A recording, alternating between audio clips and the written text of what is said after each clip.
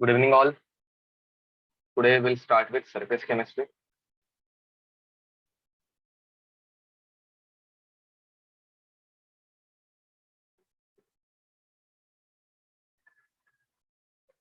Now, guys, in case of surface chemistry, it is a very small topic.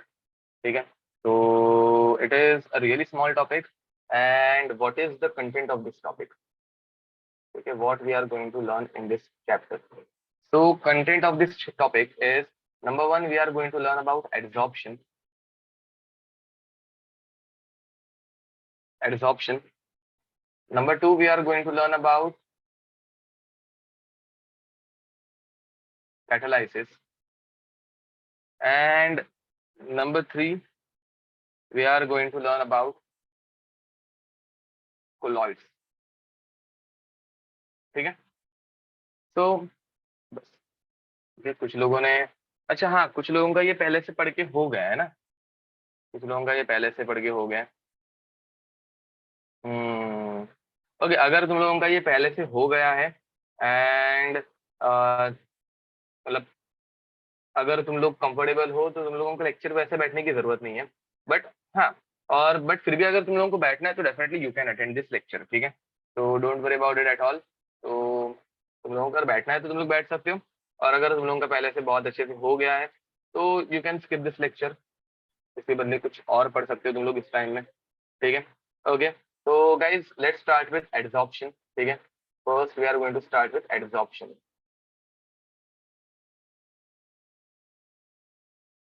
Adsorption, and definition of adsorption is the phenomenon of, लिखना start करो, the phenomenon of accumulation of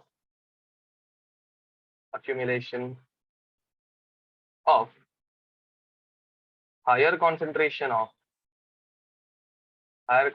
of one substance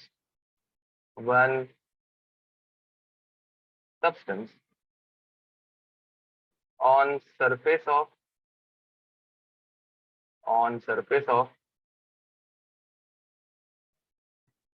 another substance is called as adsorption, ठीक है? इसे हम लोग क्या बोलेंगे? तो it is called as adsorption. Now guys, why adsorption is observed? इसके पीछे का रीजन क्या है वो हम लोग पहले देख लेते हैं, ठीक है? तो guys reason behind it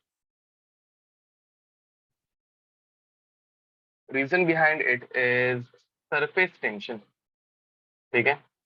reason behind it is surface tension, ठीक है? तो guys what is the meaning of surface tension? Surface tension होता क्या है, ठीक है? तो let's assume I am taking a solution. जरा सोल्यूशन में एक एग्जांपल देखते हैं, ठीक है? तो मेरे पास कोई एक लिक्विड है, ठीक है? And on this liquid there are several molecules, ठीक है? ये लिक्विड के मॉलिक्यूल्स हैं. अब गाइस लिक्विड में दो टाइप के मॉलिक्यूल्स हैं, ठीक है? इस बीकर में जो लिक्विड प्रेजेंट है उसके अंदर दो टाइप के मॉलिक्यूल्स प्रेजेंट है, ठीक है? एक जो सरफेस के ऊपर है,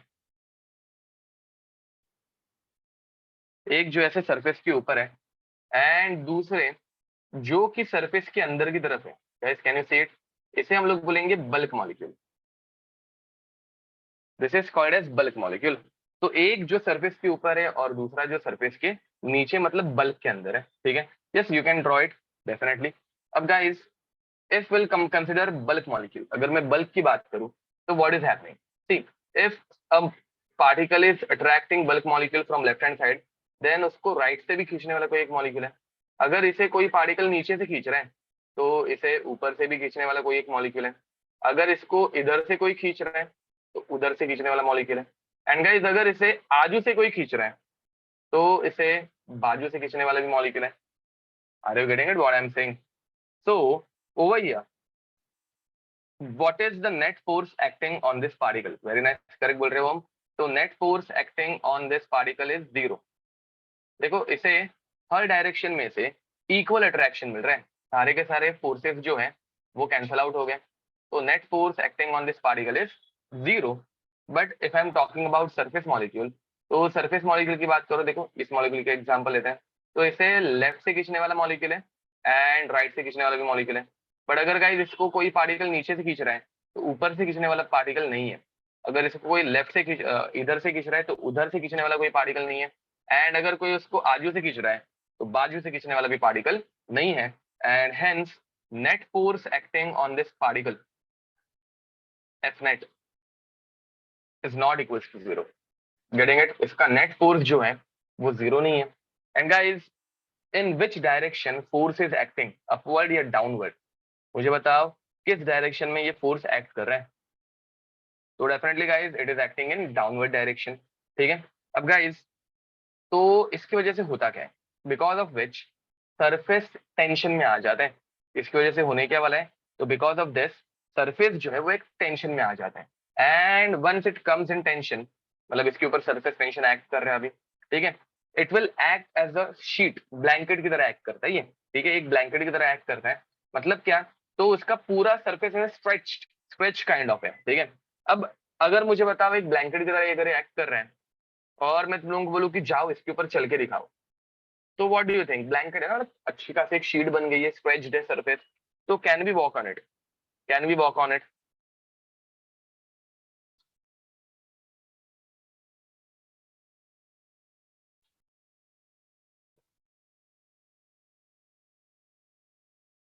हाँ, हम लोग चल नहीं सकते हैं.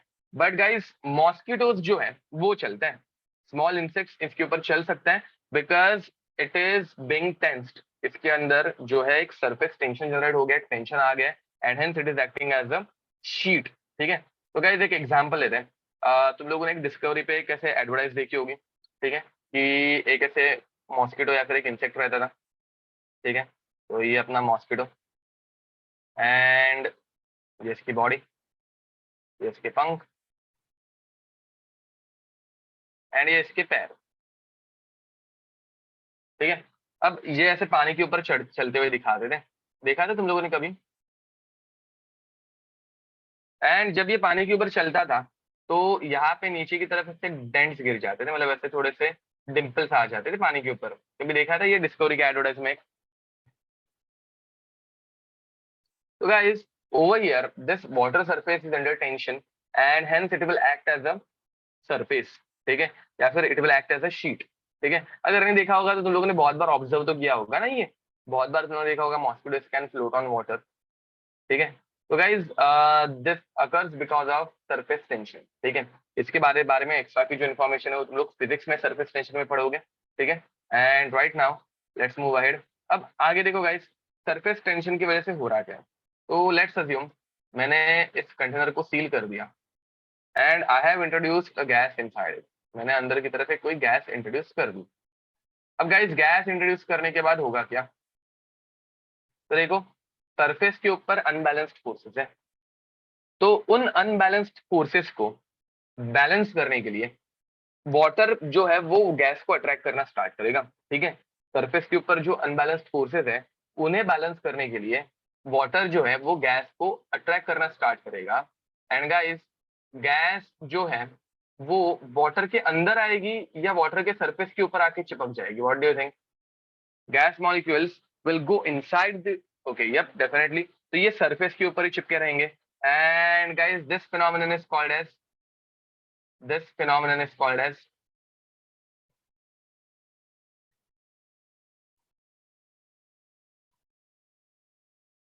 adsorption. Yes, करेक्ट बोल रहे हो. तो गाइस, तुम लोगों को एडसॉर्प्शन क्यों हो रहा है समझ में आ रहा है? टू सेटिस्फाई सरफेस टेंशन या फिर to nullify the forces acting on the surface of the liquid और इज गैस. ये गैस के केस में भी हम लोगों को दिखता है. सॉरी, गैस बोल रहा हूँ, सॉलिड्स के केस में भी हम लोगों को दिखता है. जहां किधर तुम लोगों को सरफेस दिखेगा वहां पे सरफेस टेंशन एक्ट करने वाला है. ठीक है. तो guys, right it down. Now let's distinguish between. देखो आज तक तुम लोगों ने कभी एड्सॉर्प्शन ये वर्ड नहीं सुना है. तुम लोगों ने क्या सुना होगा? You must have heard absorption. So what is the difference between adsorption and absorption? ठीक है. तो what is the difference between adsorption and absorption? हम लोग कुछ सिंपल पॉइंट्स लिखने वाले हैं जिनके ऊपर क्वेश्चंस ज्यादा तो नहीं आते हैं, बहुत कम पूछे जाते हैं, बट स्टिल ठीक है। So guys, adsorption and absorption, ठीक है।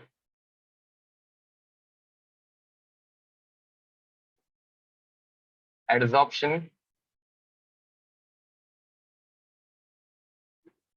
And absorption. तो गाइस सबसे पहला, हाँ यहाँ पे ये यूनिफॉर्म यूनिफॉर्म डिस्ट्रीब्यूशन है, ऐसे ही हम लोग मान के चलेंगे, ठीक है। अब गाइस सबसे पहले एड्सॉर्प्शन एंड एब्जॉर्प्शन, ठीक है। फर्स्ट पॉइंट ऑफ डिफरेंस क्या आएगा? तो first point of difference we can say that in case of adsorption, ठीक है, it is a surface phenomenon.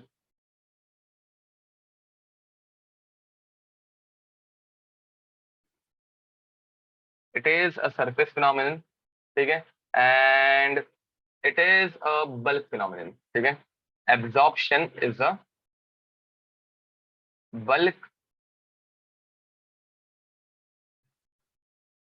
Phenomenon. मतलब क्या गाइस? तो देखो, और एक एग्जांपल लेके दिखाता हूँ। लेट्स अज्यूम मेरे पास ऐसे निकल के एटम्स है, मेरे पास ऐसे निकल के एटम्स है। तो अगेन निकल मेटल जो है उसमें भी दो टाइप के एटम्स आएंगे, एक जो उसके सरफेस पे है एंड दूसरे जो बल्क के अंदर है। तो गाइस मुझे बताओ, निकल मेटल में तुम लोगों को सरफेस दिख गया, अगर किसी चीज में सरफेस आ रहा है तो वहां पे सरफेस टेंशन एग्जिस्ट करेगा या नहीं करेगा? तो obviously surface tension will act over here, ठीक है। तो गाइस यहाँ पे ऐसे हाइड्रोजन की गैस घूम रही थी, यहाँ पे ऐसे हाइड्रोजन गैस घूम रही थी, ठीक है। एंड निकल ने हाइड्रोजन गैस को देखा, निकल के सरफेस के ऊपर है सरफेस टेंशन, तो निकल मेटल ने हाइड्रोजन को अपनी तरफ अट्रैक्ट करने की कोशिश की। Getting it? Nickel metal will start attracting hydrogen towards itself, and यहाँ पे एक छोटा सा फोर्स ऑफ अट्रैक्शन जनरेट हो जाएगा।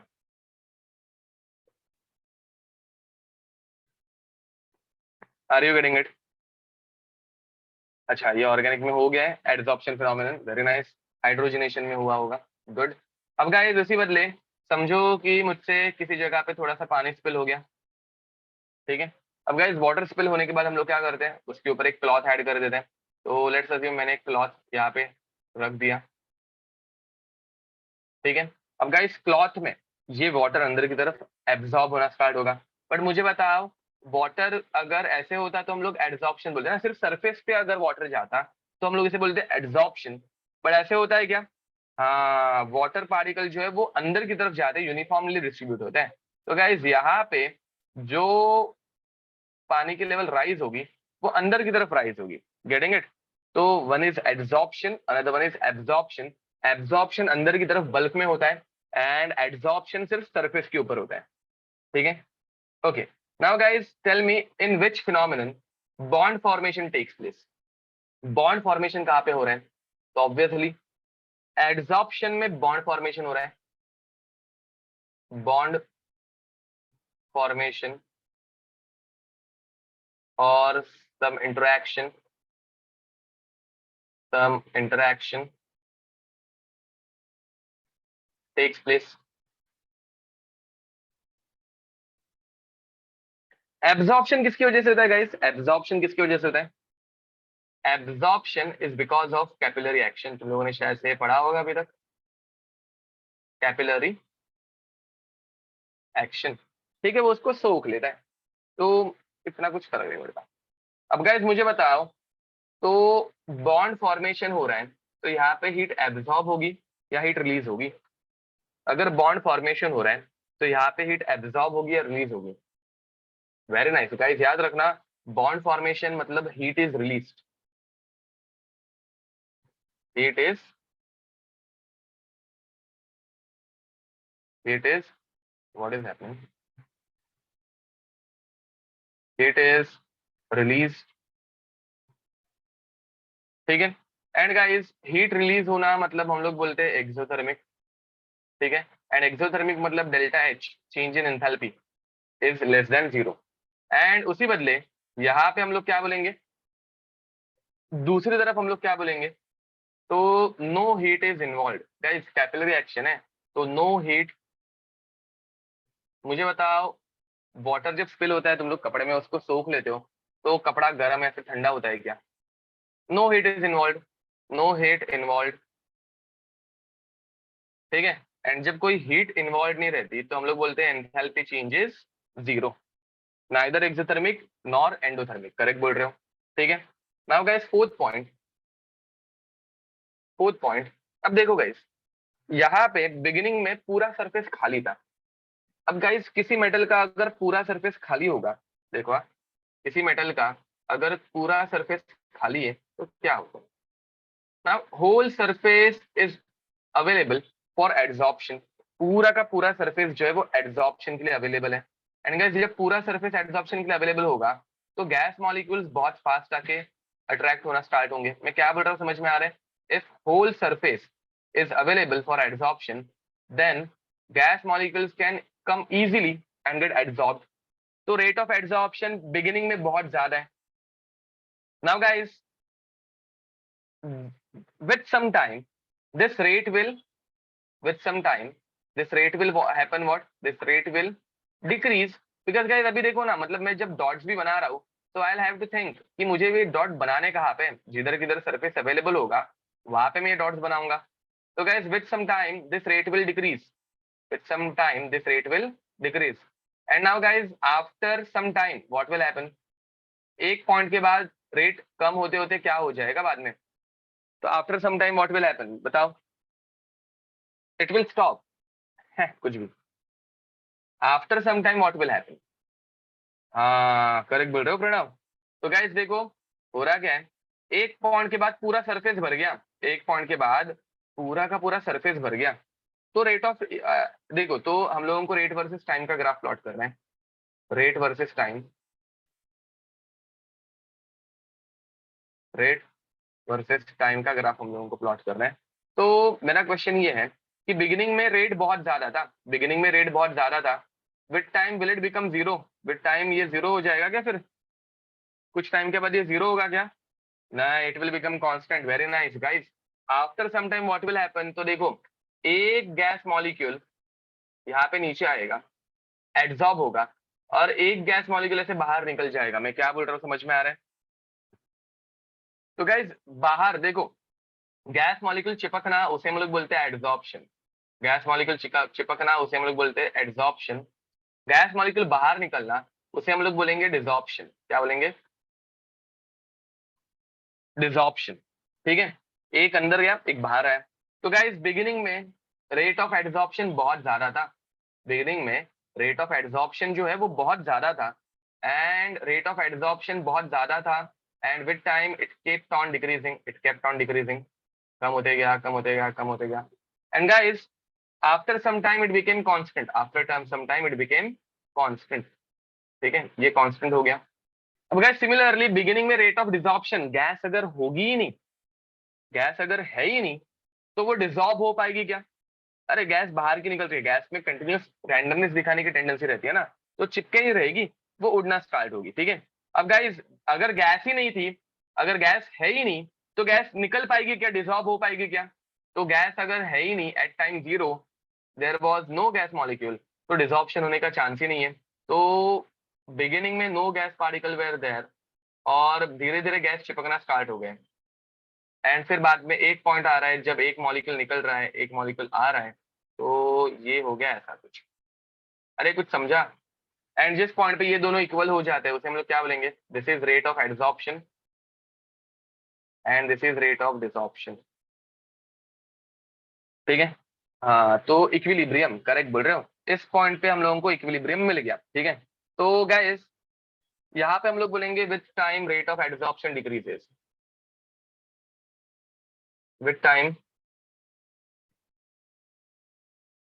rate of adsorption decreases, but guys यहाँ पे rate of absorption is constant, वो कपड़ा पूरा भरने तक ये कांस्टेंट ही रहने वाला है, ठीक है। बाद में हम लोग जब तक वो निचोड़ेंगे नहीं, वो वैसे ही रहेगा, ठीक है। तो एक आइडिया आ गई what is the difference between these two. Rate बढ़ा कैसे, रेट ऑफ डिसॉर्प्शन बढ़ने वाला है गाइस। रेट ऑफ डिसॉर्प्शन देखो गाइस, बिगिनिंग में गैस ही नहीं थी, अगर गैस नहीं थी तो डिसॉर्प्शन होगा क्या, गैस है ही नहीं ना, तो निकलने का सवाल ही नहीं। But with time some gas molecules came, with time some gas molecules came. Now guys, if gas molecules are there, then there are chances that they will leave this surface. समझ में आ रहा है। तो बिगिनिंग में gas नहीं थी तो ये जीरो था, जैसे जैसे गैस मॉलिक्यूल बढ़ते जाएगा वैसे वैसे ये बाहर निकलने का रेट बढ़ते जाएगा। ओके, एब्जॉर्प्शन कांस्टेंट क्यों होगा गाइस, देखो ना, अगर तुम लोग किसी क्लॉथ में, घर पे ट्राई करके देखना, किसी क्लॉथ के एक छोटे से एज को पानी के अंदर डिप करके रखो, सो यू विल फाइंड कि ये ऐसे यूनिफॉर्मली ऊपर जाते हैं एकदम ऐसे प्यार से। After some times you might feel इसका रेट स्लो हो रहा है, बट गाइस वैसा नहीं है।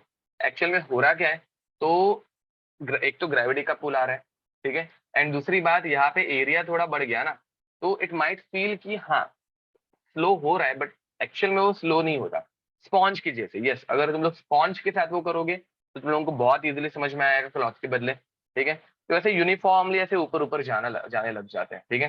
तो rate of absorption is constant. Okay, so should we move head. अब गाइस इसमें भी कुछ कॉमन टर्म्स रहती है, ठीक है, कुछ टर्म्स हम लोग पढ़ने वाले हैं।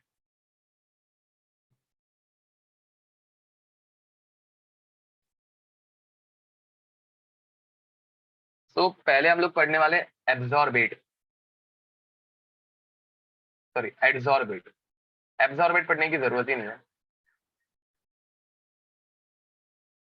एड्सॉर्बेट। तो the substance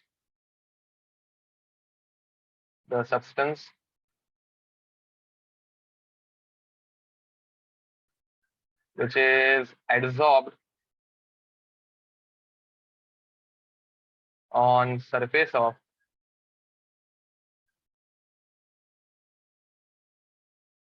another substance is called as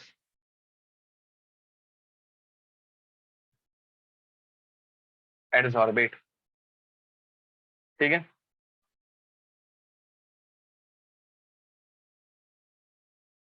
yes आनंद, इसकी पीडीएफ मिल जाएगी, डोंट वरी। तो गाइस ये होता है एड्सॉर्बेट की definition, and second is adsorbent.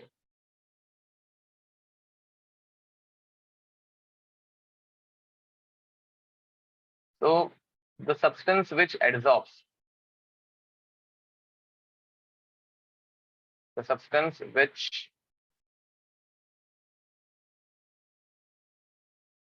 adsorbs adsorbate on its surface, on its surface is called as adsorbent, ठीक है।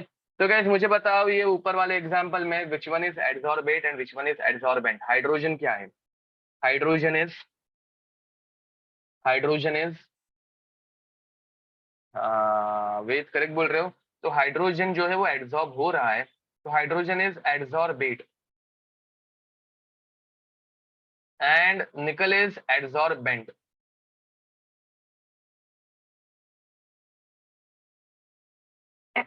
ठीक है। तो गाइस अब देखो, अगर इसके ऊपर एग्जाम में क्वेश्चन आया ना, कुछ भी आ सकता है, मतलब मैंने जैसे ऊपर बोला कि हाइड्रोजन इज एक्टिंग एज, तो तुम लोगों को ऑप्शंस क्या क्या रहेंगे, एक जस्ट एक आइडिया दे रहा हूँ। ऑप्शंस रहेंगे, first option is adsorbate, second option will be absorbate, absorbate मतलब जो एब्सॉर्ब होता है, ठीक है, and third option will be adsorbent, and fourth option will B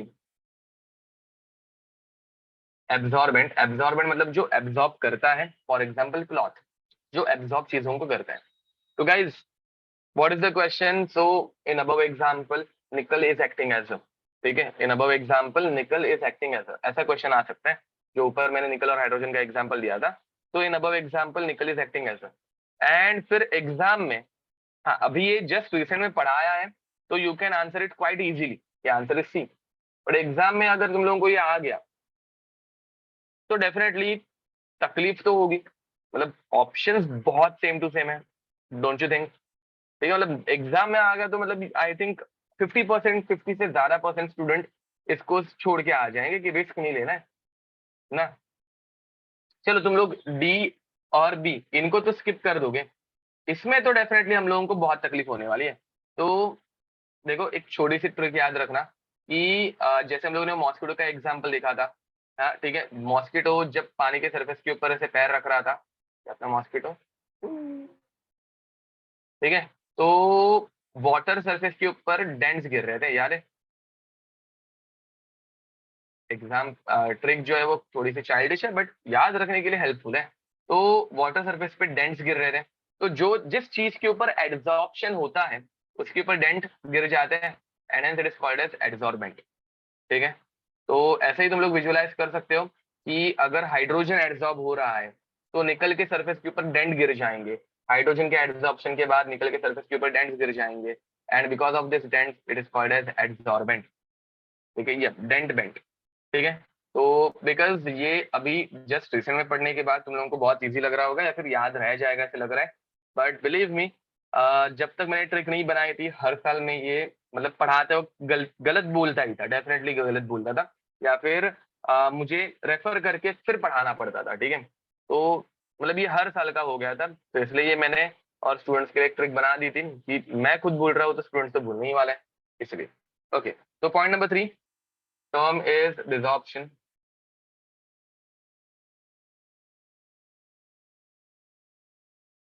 and desorption तुम लोगों को सिर्फ इतना याद रखना है कि जिस चीज के ऊपर एड्सॉर्प्शन हो रहा है उसके ऊपर डेंट्स गिर जाएंगे, मतलब हाइड्रोजन चिपकने के बाद it will get it will form some dents on its surface. ठीक है, एंड इसीलिए हम लोग उसे बोलेंगे एड्सॉर्बेंट, जिसके सरफेस के ऊपर एड्सॉर्प्शन होता है उसके सरफेस पे डेंट्स गिर जाते हैं, hence it is called as adsorbent. ठीक है, okay. Now guys, desorption it is reverse of adsorption, correct बोल रहे हो, तो इसकी डेफिनेशन ऐसे कुछ लिख के देने की जरूरत नहीं है।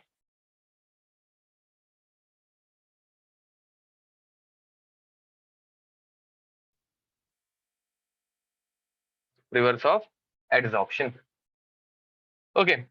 नाउ गाइस, हाँ हाँ, removal of adsorbate from adsorbent, correct बोल रहे हो, ओके। नाउ गाइस नेक्स्ट, आगे बढ़े। Now types of adsorption.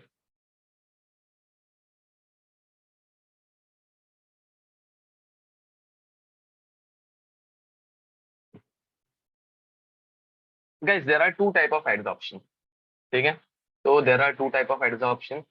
Number one is फिजिसॉर्प्शन,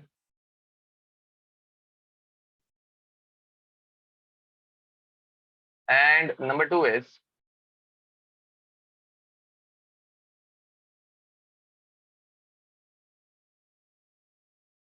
chemisorption. ठीक है, तो guys what is the difference between physics option and chemis option? तो in case of physics option physical interaction बनता है,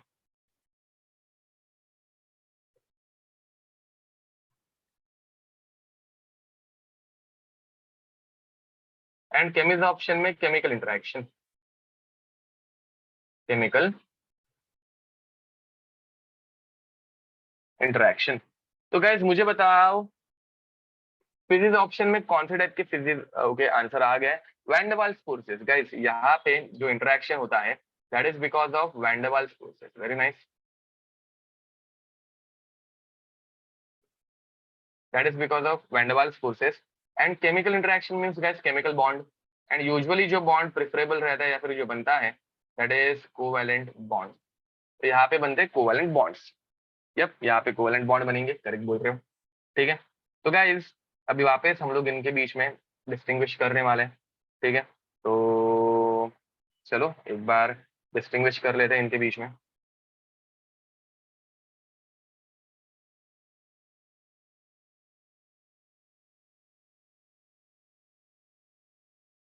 okay, so guys, distinguish between physics option and chemistry option.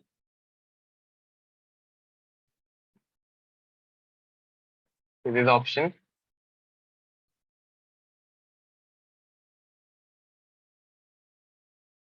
and chemistry option.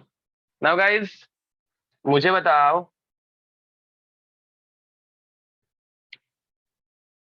पहला point of difference क्या आएगा. Sorry मैं messages पढ़ रहा था एक्चुअली. तो first point of difference is first point of difference is तो first point of difference is एक में बनते हैं वैंडरवाल्स फोर्सेस. यहाँ पे रहने वाले वैंडरवाल्स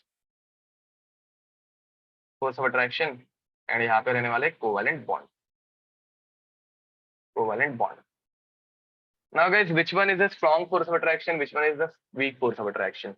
बताओ, which one is strong? Which one is weak? So guys, obviously, Van der Waals force of attraction is one of the weakest force of attraction. So it is a weak force of attraction. And over here, strong force of attraction is formed. Strong force of attraction is formed. ठीक है? Now guys, number 3. अब मुझे बताओ दोनों में heat evolve हो गया, किसी में हीट एब्जॉर्ब होगी. देखो गाइस, दोनों में इंटरेक्शंस फॉर्म हो रहे हैं, बॉन्ड फॉर्म हो रहे हैं. तो बोथ आर एक्सोथर्मिक. याद रखो, हम लोग डिस्टिंग्विश तो पढ़ रहे हैं, बट ये पॉइंट भी इंपॉर्टेंट है, तो यहाँ पे लिख दो बोथ आर एक्सोथर्मिक. तो ये डिस्टिंग्विशिंग पॉइंट नहीं हुआ, बट स्टिल ठीक है. बोथ आर ये क्या एक्सोथर्मिक, बिकॉज दोनों में फोर्स ऑफ अट्रैक्शन फॉर्म हो रहा है. बॉन्ड फॉर्मेशन एनर्जी रिलीज होती है, बॉन्ड ब्रेकिंग एनर्जी एब्जॉर्ब होती है. तो दोनों में बॉन्ड फॉर्मेशन हो रहा है and hence energy will be released. ठीक है. अब गाइस मुझे बताओ कहाँ पे ज्यादा हीट रिलीज होगी, कहाँ पे कम हीट रिलीज होगी. तो करेक्ट बोल रहे हो, फिजिक्स ऑप्शन में वीक इंटरेक्शन है, तो energy release is quite low. तो यहाँ पे -20 to -40 kilo joule energy is release. And over here -40 to -200 kilo joule energy is released. Any doubt? ये समझ में आ रहा है? केमिकल में ज्यादा करेक्ट बोल रहे हो. अब गाइस मुझे बताओ which one will involve multi-layer formation and which one will involve monolayer formation. तो उसके लिए हम लोगों को एक इंसिडेंट याद करना है. ठीक है. तुम लोगों ने ड्यू ड्रॉप फॉर्मेशन देखा है? तुम लोगों ने ड्यू ड्रॉप फॉर्मेशन देखा है? ड्यू ड्रॉप फॉर्मेशन, यस तुम लोगों ने देखा है. तो गाइस ड्यू ड्रॉप फॉर्मेशन मतलब वहां पे ड्यू ड्रॉप जब फॉर्म होते हैं यूजुअली कार्स के ऊपर, विंटर सीजन में कार्स के ऊपर ड्यू ड्रॉप फॉर्मेशन होता है, या फिर प्लांट्स की लीव्स के ऊपर होता है. करेक्ट. तो गाइस ड्यू ड्रॉप फॉर्मेशन जब हो रहा है तो वो केमिकल इंटरेक्शन है या फिजिकल इंटरेक्शन है. ये एक मेटल सरफेस है, इसके ऊपर वाटर आके चिपकना स्टार्ट हो गया, तो ये वाटर के फर्स्ट मॉलिक्यूल्स की लेयर बन गई. ठीक है. तो देखो dewdrop formation is a physical interaction. याद रखना, ड्यूड्रॉप फॉर्मेशन में कार और लिक्विड इनके बीच में कुछ केमिकल बॉन्ड नहीं बनता यार. ठीक है. तो dewdrop formation is a physical interaction and तब वाटर के फर्स्ट मॉलिक्यूल्स की लेयर आके बैठ गई. अब मुझे बताओ गाइस, एक मॉलिक्यूल में ड्यूड्रॉप फॉर्मेशन हो जाएगा क्या? एक वाटर के मॉलिक्यूल के लेयर से ड्यूड्रॉप फॉर्मेशन होगा क्या? तो मेरे ख्याल से नहीं होगा. सो उसके बाद सेकेंड लेयर आती है. अब मुझे बताओ guys, which one is strongly attracted, first layer या second layer? Which one is strongly attracted, first layer या सेकंड लेयर? तो ऑब्वियसली फर्स्ट लेयर ज्यादा अट्रैक्ट होगी, सेकंड लेयर थोड़ी कम. उसके बाद थर्ड लेयर गाइस ये भी तो आ सकती है, बट ये और वीक हो जाएगी. ये क्या हो जाएगी? और वीक हो जाएगी. तो गाइस बट एक के बाद एक ज्यादा लेयर्स बनते जाती है एंड एक पॉइंट के बाद फिर कंडेंसेशन होना स्टार्ट होता है. ठीक है.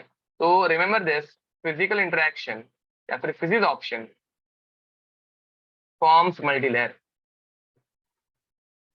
Multilayer formation is observed in physics option. And over here, देखो तुम लोगों को मैंने पी ब्लॉक में पढ़ाया था. लेट्स अज्यूम ये तुम लोग आज घर पे ट्राई कर सकते हो एक्सपेरिमेंट. तुम लोगों के घर पे एल्यूमिनियम के बर्तन तो रहेंगे. ठीक है. तो एक एल्यूमिनियम का बर्तन लो, उसको गैस के ऊपर जाके रख दो. पानी वानी कुछ नहीं डालना है, सिर्फ उसे गैस के ऊपर जाके रख देना है. ठीक है. और हीट करते रहना, हीट करते रहो करते रहो करते रहो. मुझे बताओ व्हाट विल हैपन, अगर हम लोग ऐसे ही हीट करते रहे तो क्या होगा, मम्मी मारेगी।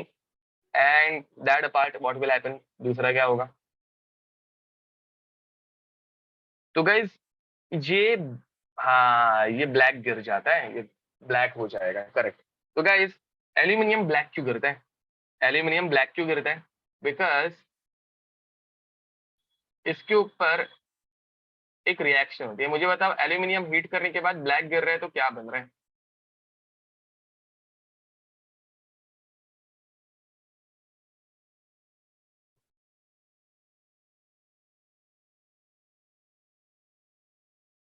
Chemical reaction. अब एल्यूमिनियम के साथ कौन केमिकल रिएक्शन कर रहा है यहाँ पे, बताओ जरा। तो गाइज हाँ करेक्ट बोल रहे हो प्रिया, यहाँ पे बनता है Al2O3। एंड इसे हम लोग बोलते हैं, देख एयर के अंदर ऑक्सीजन था, ऑक्सीजन एल्यूमिनियम के साथ रिएक्ट करेगा और इसके ऊपर एक एल्यूमिनियम ऑक्साइड की लेयर बना देगा। This is a chemical interaction का, इस केमिकल बॉन्ड फॉर्मेशन हो गया ना Al2O3 में। तो एंड हम लोगों ने ये पी ब्लॉक में लिखा था, विच रेंडर्स एल्यूमिनियम इनएक्टिव। मतलब ये एक बार बाहर की तरफ बन गई तो अंदर की तरफ रिएक्शन नहीं होती, याद है, प्रोटेक्टिव लेयर बन जाती है, ये करेक्ट बोल रहे हो। तो गाइज ये एक सिंगल लेयर काफी हो जाती है।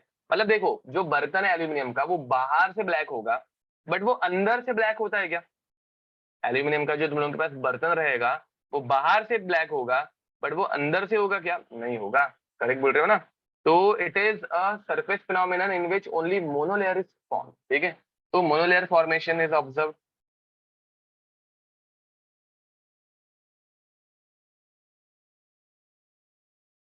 ना guys tell me which one is reversible. अरे मम्मी मारेगी, पिताम्बरी है ना अपने घर पे, पिताम्बरी से उसको धो लेना बाद में, ठीक है। तो गाइज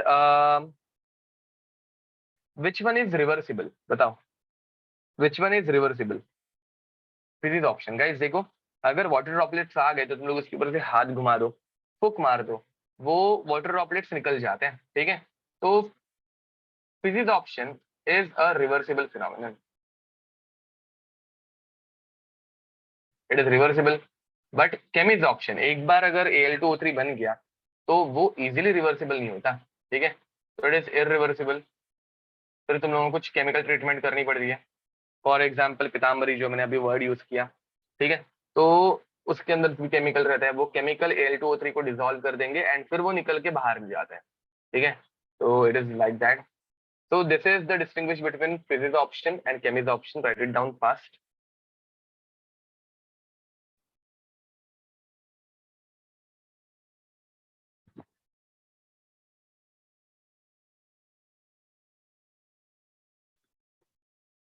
Okay. Now guys, अगर मैं इनकी टेम्परेचर डिपेंडेंसी पूछूं, मुझे बताओ फिजिक्स ऑप्शन मतलब dewdrop formation, it takes place at high temperature या लो टेम्परेचर। तो गाइज हाँ लो टेम्परेचर। तो गाइज अगर हम लोग हाई टेम्परेचर यूज कर रहे हैं, if I am using high temperature, तो rate of adsorption adsorption decreases. But अगर मैं लो टेम्परेचर, देखो गाइस हो रहा क्या है, हाई टेम्परेचर पे जो गैस एब्जॉर्ब हुई थी it will absorb some energy, उसको काइनेटिक टेम्परेचर से एनर्जी मिलेगी। तो हाई टेम्परेचर पे एनर्जी एब्जॉर्ब होगी, काइनेटिक एनर्जी में कन्वर्ट होकर वो गैस उड़ जाती है, ठीक है। बट लो टेम्परेचर पे गैस कूल डाउन हो जाती है एंड वो वहां पे इजिली जाके बैठ जाती है, तो absorption increases. But guys over here temperature depends on type of reaction. For example aluminium है तो हाई टेम्परेचर लग रहा है, सोडियम अगर होगा गाइस, सोडियम तुम लोग ऐसे ही रख दो हवा में, वो अपने आप जल के Na2O बनाएगा। मैं क्या बोल रहा हूँ समझ में आ रहा है, सोडियम हवा में ऐसे ही रख दो वो अपने आप ऑक्साइड बना देते हैं, ऑक्सीजन के साथ खुद ब खुद रिएक्ट करते हैं, उसमें टेम्परेचर की जरूरत नहीं है। Aluminium will require very high temperature. तो it will depend on type of reaction की कौन से टाइप की रिएक्शन हम लोग कर रहे हैं, गेटिंग इट और not.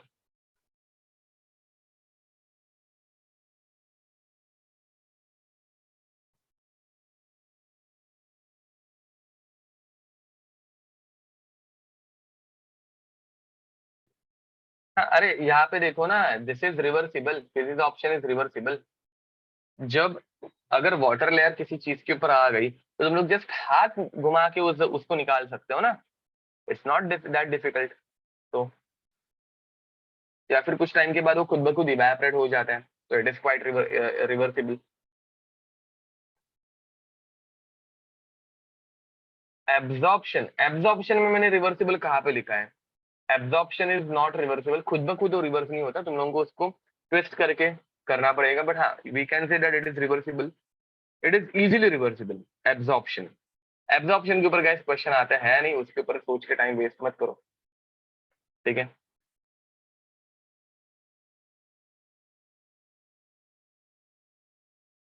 Okay, now guys we are going to learn about factors affecting absorption.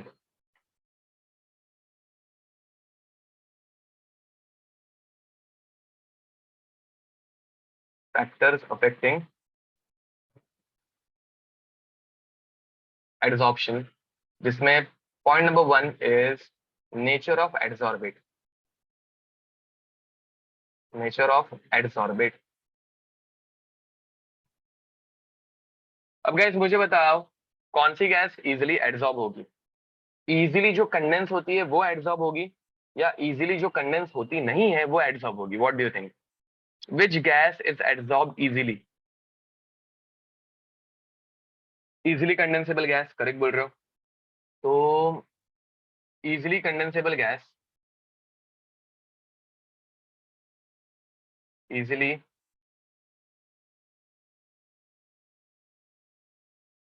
Condensable gas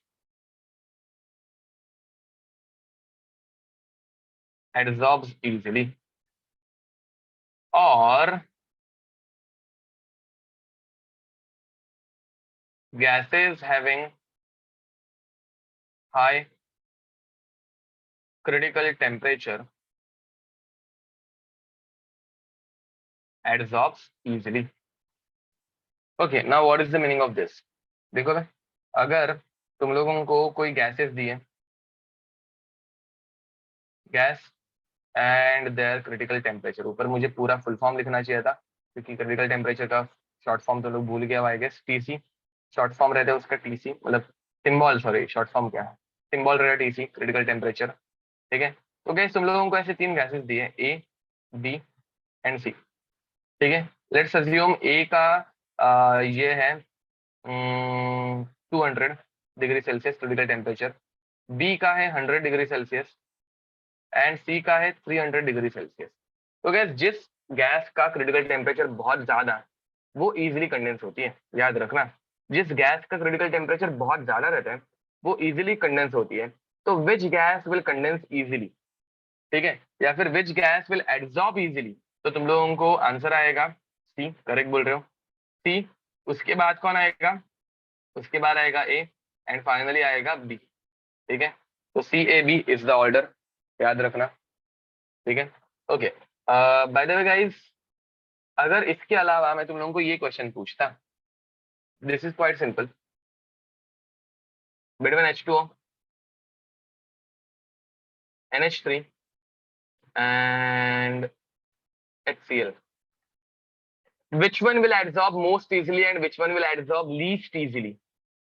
कौन सबसे ज्यादा अच्छे से एड्सॉर्ब होगा, बताओ। करेक्ट बोल रहे हो गाइस, जिसका कंडेंसेशन इजीली होता है। गाइस मुझे बताओ कंडेंसेशन किसका इजीली होता है? कंडेंसेशन वाटर का इजीली होता है, वेरी नाइस। गाइस वाटर का कंडेंसेशन सबसे इजीली होगा and hence water is adsorbed easily.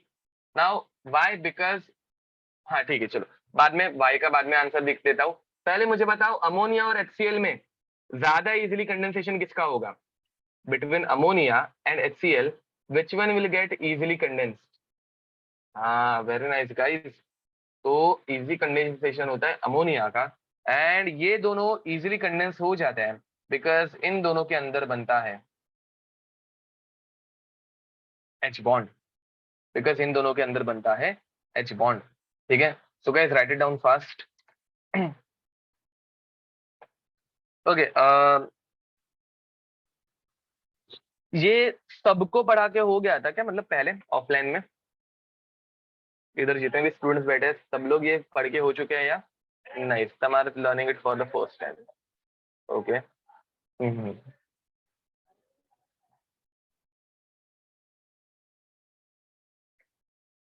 And जिनको पढ़ा के हुआ था, तो how many lectures sir took for this chapter, कितने लेक्चर्स में ये हुआ था? ओके। हम्म।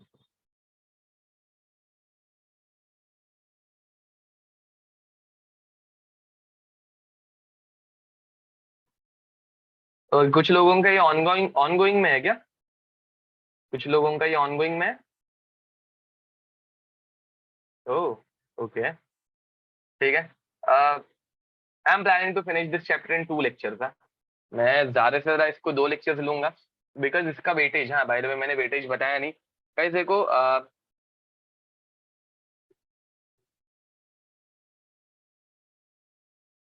चैप्टर्स का वेटेज, तो इस चैप्टर की ज्यादा ऐसे कुछ वेटेज है नहीं इस चैप्टर में से। और हाँ, वेटेज देख के भाग मत जाना कि इतना सही है ना, नहीं पढ़ना है, बिकॉज चैप्टर बहुत इजी है।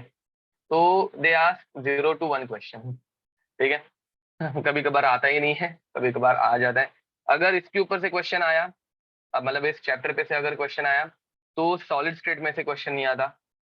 अगर सॉलिड स्टेट में से क्वेश्चन आ गया, तो इस चैप्टर में से क्वेश्चन नहीं आता। 0 to 1 मतलब कभी कभार इस चैप्टर में से क्वेश्चन आता ही नहीं है, ठीक है। एंड अगर ये दोनों के दोनों आ गए, तो तुम लोगों का नसीब बहुत अच्छा है।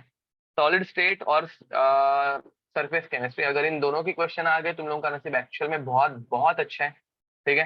तो लेट इट बी, चलो ठीक है। अब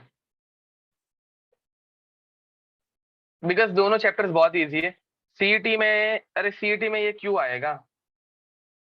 सीईटी मतलब ये टॉपिक जो है वो 11th का है, तो सीईटी में इसके ऊपर से क्वेश्चन नहीं आते। मतलब सीईटी में तो यार इस चैप्टर में से क्वेश्चन ना के बराबर ही आते, पकड़ के चलो। एंड सीईटी का एक्चुअल में हम लोगों को जरा आइडिया भी नहीं रहता। तो सीईटी के तुम लोग मार्क्स करके एक एप्लीकेशन है, उसमें देख लेना। तुम लोगों को बताया था ना मैं लास्ट टाइम, ये सबने डाउनलोड कर लिया एप्लीकेशन मार्क्स?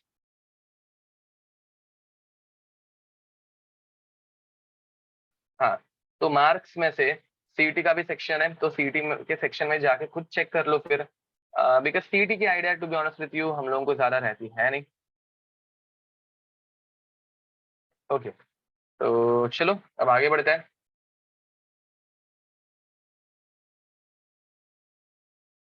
नाइस। अब second guys, second is nature of adsorbent. Second topic is factors affecting में नेचर ऑफ एडजॉर्बेंट।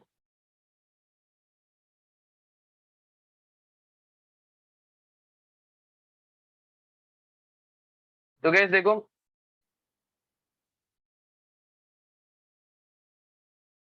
मेरे पास एक मेटल है, दिस इज माई मेटल, ठीक है। और इसके ऊपर कोई एक गैस एडजॉर्ब हो रही है। तो मैं ऐसा क्या कर सकता हूँ, मैं ऐसा क्या करूँ कि इस मेटल की एडजॉर्प्शन की कैपेसिटी बढ़ जाए? मैं ऐसा क्या करूँ कि इस मेटल की एडजॉर्प्शन की कैपेसिटी बढ़ जाए? तो गाइज मैं इसको पोरस बनाऊंगा। हर एक चीज का आंसर तुम लोगों के पास हीट ही रहता है ना। तो मैं इसको पोरस बनाऊंगा, क्या करूंगा मैं? I make it porous. अब पोर्स बनाना मेरे लिए डिफिकल्ट हो जाएगा यहाँ पे, तो मैं इधर ऐसे होल्स बना रहा हूँ।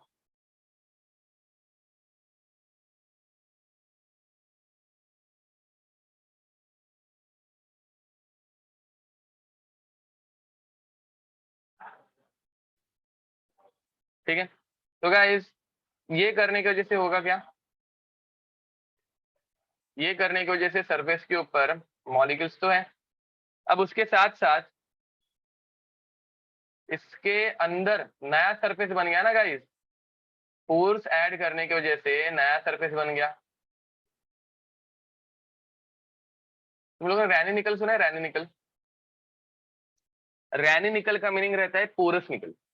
एक्चुअल में रैनी निकल जो है उसका मीनिंग रहता है पोरस निकल। उसके अंदर हम लोग केमिकल ट्रीटमेंट करके पोर्स बना देते हैं, उसमें बहुत सारे पोर्स आ जाते हैं। And because of those pores उसकी एक्टिविटी बढ़ जाती है, मतलब ये एड्सॉर्प्शन बढ़ जाता है। करेक्ट बोल रहे हो दिया। तो guys, higher the porosity, higher the porosity,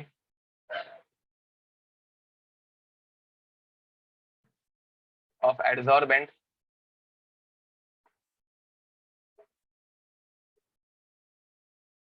higher is adsorption. Hydrogenation में यूज करते, करेक्ट बोल रहे हो। अब guys third point is surface area.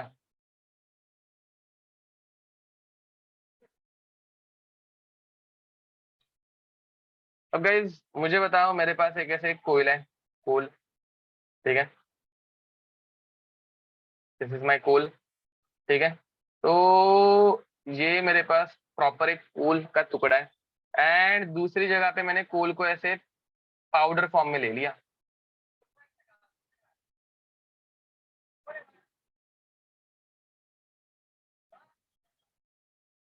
मुझे बताओ कहाँ पे एड्सॉर्प्शन ज्यादा अच्छे से होगा, कहाँ पे एड्सॉर्प्शन ज्यादा अच्छे से होगा।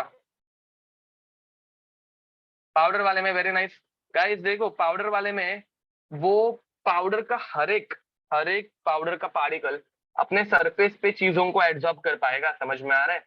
तो higher the surface area, higher the absorption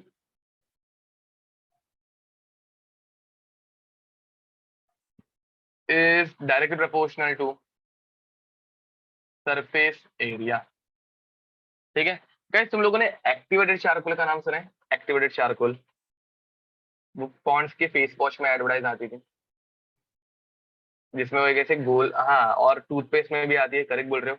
toothpaste, Colgate की आई गेस टूथपेस्ट में एडवर्टाइज आती है उसकी। तो उसमें उसे एक ब्लैक कलर का एक टुकड़ा पानी के अंदर डालते थे, एंड उसे गुर्र गोल घूमता था और सारा का सारा डॉट पार्टिकल एब्जॉर्ब करता था, ऐसे कुछ। Yup.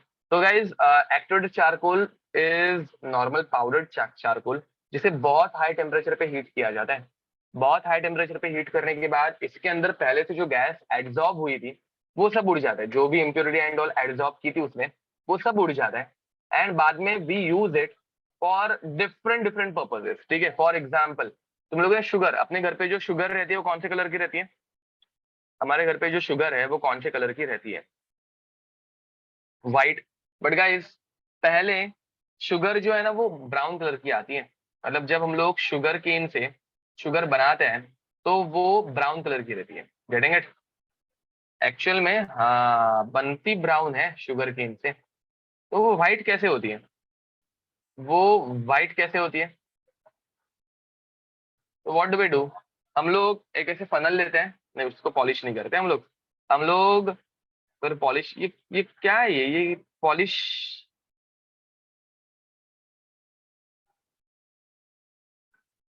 Okay sulphur treatment. Sulphur treatment मुझे आइडिया तो नहीं है, ओके। जो मुझे मेथड पता है वो बता रहा हूँ मैं।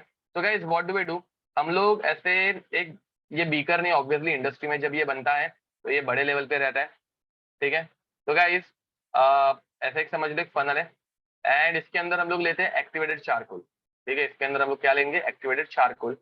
एंड ऊपर से sulphur is added to jaggery, अरे जैगरी की बात अलग है, हाँ ओके। जैगरी के फॉर्मेशन के टाइम पे सल्फर का यूज होता होगा, वी आर टॉकिंग अबाउट वो शुगर, ठीक है। तो guys what do we do, हम लोग नहीं नहीं नहीं, not good, I am talking about शक्कर, शक्कर, ठीक है। तो जो शुगर बनी है, जो शुगर बनी है उसे हम लोग एक्टिवेटेड चारकोल के थ्रू पास करते हैं। गाइस याद रखना, शुगर का एक हम लोग सोल्यूशन बनाते हैं जो कि येलो कलर की, ब्राउन कलर की शुगर है, उसे हम लोग इस एक्टिवेटेड चारकोल के थ्रू पास करते हैं, ठीक है। एक्टिवेटेड चारकोल के थ्रू हम लोग इसे पास कर दें, एंड एक्टिवेटेड चारकोल उसमें से सारे के सारे इंप्योरिटी के पार्टिकल्स जो है वो एब्जॉर्ब कर लेते हैं, सब निकाल देते हैं, एंड चारकोल में सब इंप्योरिटी फंस जाती है, and we get pure white colourless solution of sugar. फिर इसमें से हम लोग शुगर जो है वो क्रिस्टलाइज करते हैं। मैं क्या बोल रहा हूँ समझ में आ रहा है गाइस? हमारे घर पे जो शुगर है वो व्हाइट कलर की रहती है, बट इंडस्ट्री में हम लोग जब उसे बनाते हैं तो वो ब्राउनिश कलर की रहती है, ठीक है। तो ब्राउन कलर तुम लोगों ने बचपन में कभी देखा भी होगा, मतलब तुम लोगों के बचपन में था कि नहीं पता नहीं बट मेरे बचपन में मैंने बहुत बार देखा था। उस टाइम पे इंडस्ट्रीज इतनी एडवांस नहीं थी आई गेस, तो बहुत से टाइम पे शुगर जो है वो ब्राउन कलर की रहती थी। ब्राउन शुगर भी मिलती है, करेक्ट बोल रहे हो। कॉफी में ऐड करते हैं, मैकडोनल्ड्स में जाओगे या फिर कैफे कैफेडी में जाओगे, स्टारबक्स, तो तुम लोगों को वहां पे ब्राउन कलर की शुगर मिलती है, that is a different kind of sugar, but अभी मैं घर पे जो रहती है वो शुगर की बात कर रहा हूँ। ओके, तो guys next fourth point is temperature, which is better I don't know. Fourth point is temperature. मुझे बताओ, अगर मैं टेम्परेचर बढ़ाऊंगा, तो रेट ऑफ एड्सॉर्प्शन बढ़ेगा या कम होगा?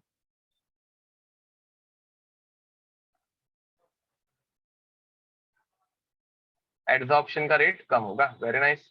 ठीक है, तो गाइस एड्सॉर्प्शन का रेट हम लोग फाइंड आउट करने के लिए एक x बाय m का पैरामीटर यूज करते हैं, which is inversely proportional to temperature. तो गाइस x बाय m क्या है? तो देखो x जो रहता है वो रहता है अमाउंट या फिर मास ऑफ गैस एड्सॉर्ब।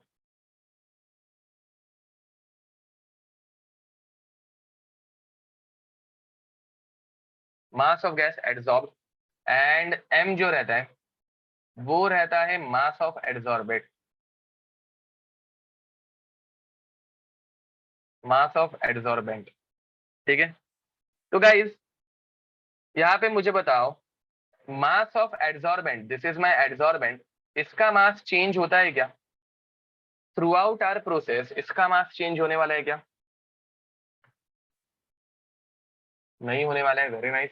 तो गाइस इसका मास कांस्टेंट है, बट जो गैस एड्सॉर्ब हो रही है वो तो चेंज होगा। अब मुझे बताओ, अगर मैं टेम्परेचर बढ़ा रहा हूं, तो if I am increasing the temperature, amount of gas या फिर mass of gas will increase और इट विल डिक्रीज।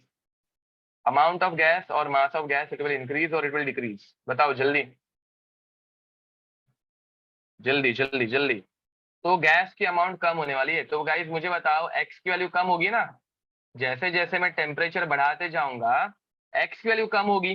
तो ग्राफ कैसे आना चाहिए? ग्राफ ऐसा आना चाहिए या ऐसा आना चाहिए? नंबर 1 या नंबर 2? जल्दी बताओ।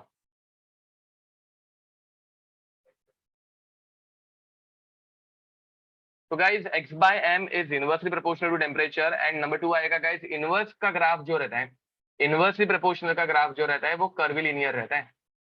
इनवर्सली प्रोपोर्शनल का ग्राफ जो रहता है वो कर्विलिनियर रहता है। डायरेक्ट प्रोपोर्शनल अगर रहता तो वो स्ट्रेट लाइन रहता, लीनियर रहता, बट ये इनवर्स रिलेशन है तो ये कर्विलिनियर आएगा graph. Any doubt? Negative slope रहने वाला है, क्योंकि धीरे धीरे जैसे जैसे टेम्परेचर बढ़ाते जाओगे, जैसे जैसे मैं टेम्परेचर बढ़ाते जाऊंगा गाइस, ये एक्स की वैल्यू जो है वो कम होगी। एक्स की वैल्यू कम होगी तो ये ग्राफ ऐसे नीचे की तरफ जाएगा। किसी को कुछ problem?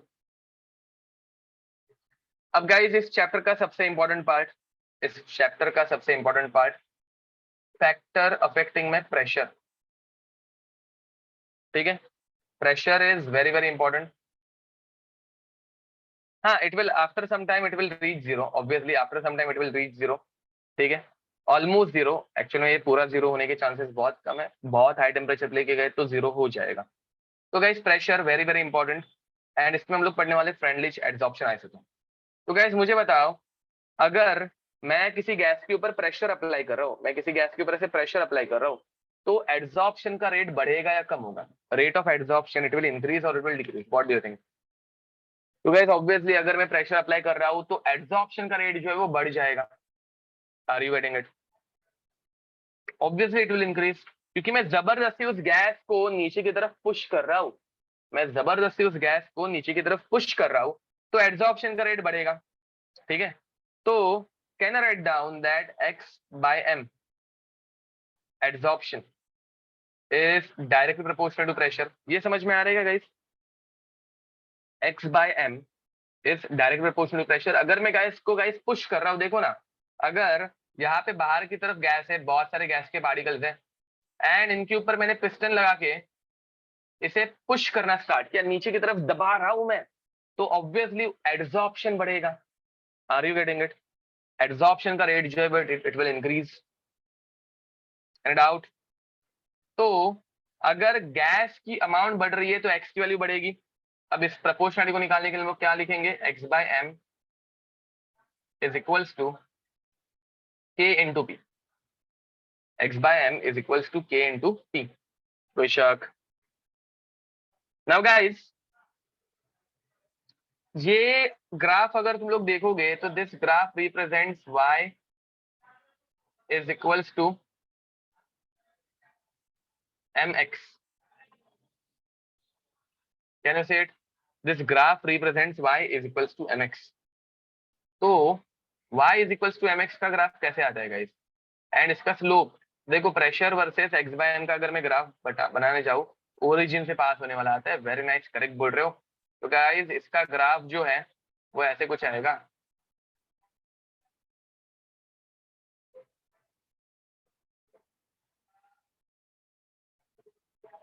x by m versus pressure, तो इसका ग्राफ ऐसे ओरिजिन से पास होने वाला मस्त वाला एक स्ट्रेट लाइन का ग्राफ बनेगा, ठीक है।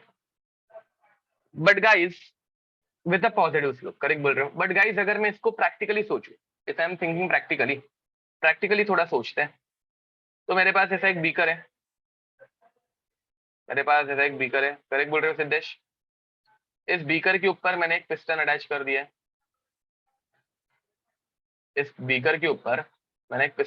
दिया है, मुझे ये नहीं समझ में आ रहा है तुम लोगों का चैप्टर खत्म हो गया है, फिर तुम लोग अभी तक बैठे कैसे हो? आंसर भी दे रहे हो करेक्ट, मतलब तुम लोगों को ये चैप्टर अच्छे से समझ में भी आ गया था, बट ठीक है चलो अच्छी बात है। तो गाइस जीरो प्रेशर पे भी एड्सॉर्प्शन हो सकता है? नहीं, जीरो प्रेशर पे एड्सॉर्प्शन नहीं हो सकता। प्रेशर कैन बी जीरो, मतलब क्या गाइस? वैक्यूम, और वैक्यूम में कुछ नहीं रहता ना guys, are you getting it?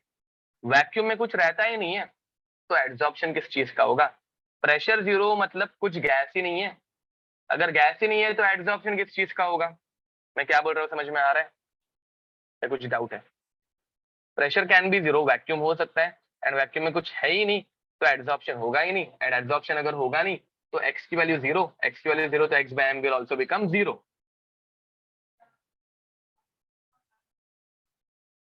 Oh, okay. Now guys, over here, जैसे जैसे तुम लोग देखो यहाँ पे कुछ गैस थी, तुम लोग प्रेशर बढ़ाते गए, तो प्रेशर बढ़ाने से क्या हो रहा है गाइस? प्रेशर बढ़ाने से एड्सॉर्प्शन बढ़ते जा रहे हैं, प्रेशर बढ़ाने से एड्सॉर्प्शन जो है वो बढ़ते जा रहा है। अब गाइस तुम लोग और प्रेशर बढ़ा रहे हो तो और एड्सॉर्प्शन बढ़ते क्या? तुमने और प्रेशर बढ़ाया और एड्सॉर्प्शन बढ़ते क्या? तुम लोग ने और प्रेशर बढ़ाया, एड्सॉर्प्शन और बढ़ गया।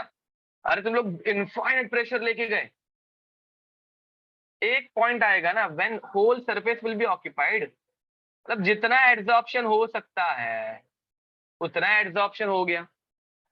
यार मैक्सिमम कैपेसिटी अगर रीच हो गई तो उसके बाद और एड्सॉर्प्शन पॉसिबल होगा क्या? अगर गैस की मैक्सिमम कैपेसिटी आ गई तो उसके बाद नहीं हो पाएगा। So guys after one time mass of gas will become constant. After one time, mass of gas will become constant. ये ऐसे कांस्टेंट फ्लैट लाइन हो जाएगी। तो गाइस इधर से इधर पे ये ऐसे ऐसे थोड़ा सा ऐसे कर्व होते जाता है, देखो स्ट्रेट लाइन ऐसे धीरे धीरे कर्व होते जाती है। तो गाइस ये हमारी जो इक्वेशन है, this equation is of straight line, but ये ग्राफ स्ट्रेट लाइन वाला आया क्या? नहीं, ये ग्राफ स्ट्रेट लाइन वाला आया नहीं। तो इस ग्राफ को एक्सप्लेन करने के लिए फ्रेंडलिच करके एक साइंटिस्ट थे जिन्होंने ये इक्वेशन स्टडी की थी, एंड इस ग्राफ को एक्सप्लेन करने के लिए उन्होंने एक पैरामीटर लाया विच इज 1/n, p⁻1/n। सब जन अभी अच्छे से देखेंगे, लिखना बंद कर दो। इन्होंने एक पैरामीटर लाया p⁻1/n। अब इस पैरामीटर को जरा समझते हैं। देखो गाइस, ग्राफ में तीन टाइप का नेचर है। एक straight line, second flat line, this is a flat line देखो, and another one which is a curve line. Straight line, flat line and curve line, समझ में आ रहा है? कर्व है। तो गाइस ये तीन टाइप के नेचर हम लोगों को इस इक्वेशन से प्रूव करने हैं, फिर सेटिस्फाई करना है। कैसे कर पाएंगे? पहली बात मुझे बताओ, जो स्ट्रेट लाइन वाला पाथ है उसके लिए 1/n की जरूरत थी क्या? जो स्ट्रेट लाइन वाला पार्ट था उसके लिए इस 1/n की जरूरत थी क्या? वो तो अपने स्ट्रेट लाइन की इक्वेशन से फॉलो हो रहा था, नहीं थी। तो गाइस 1/n को निकाल देना है, तो n की वैल्यू क्या पुट करूं? वेरी नाइस प्रणव, करेक्ट बोल रहे हो। तो n की वैल्यू में क्या पुट करूं तो 1/n निकल जाए? प्रेस, करेक्ट बोल रहे हो। तो गाइस n की वैल्यू 1 पुट कर दो, n की वैल्यू 1 पुट कर दो। अगर मैं n की वैल्यू 1 पुट कर दूंगा तो 1/n will become 1, p⁻1 is nothing, p। समझ में आ रहा है? अब गाइस यहाँ पे एक्स बाय एम की वैल्यू कांस्टेंट हो गई, मुझे यहाँ पे कांस्टेंट चाहिए, क्या चाहिए, कांस्टेंट। मतलब इस पॉइंट पे कहने से x by m should become k, constant होना चाहिए। अब गाइज मुझे सिर्फ के चाहिए, मतलब ये इतना एक्स बाय एम कांस्टेंट बनाना है, तो p raise to one by n, p raise to one by n ये मुझे निकाल देना है, ये मुझे नहीं चाहिए, सिर्फ के चाहिए। तो गाइज एन की वैल्यू देखो, p raise to what is equals to one, p raise to zero is equals to one. समझ में आ रहा है मैं क्या बोल रहा हूँ, पी रेस टू जीरो आना चाहिए। तो guys one by n should become equal to zero. मुझे बताओ एन की वैल्यू क्या लिखूं, तो वन बाय एन जीरो होगा। एन की वैल्यू क्या लिखूं, infinity. Very nice guys, over here n will become equal to infinity. देखो guys, one by N